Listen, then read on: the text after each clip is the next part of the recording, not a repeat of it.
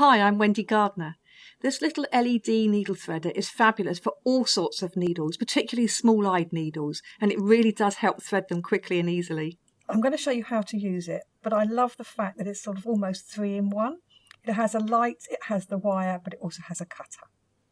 So first push out the wire, and as you do so, the light will come on. That shines a nice light on the eye of the needle.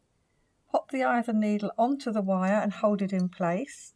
And then you can thread your thread through the loop of wire. Just put it through a little bit and pull the needle off. If I was threading a thick thread, I would actually hold the end of that wire to keep it in place. So my needle is now threaded. Pop away that wire so that's safely retracted and kept nice and protected inside the casing. And then use the side cutter to cut your thread. So now I have my needle threaded, ready to go. So this little device has a long-lasting battery, so you can actually light up and thread 3,000 needles.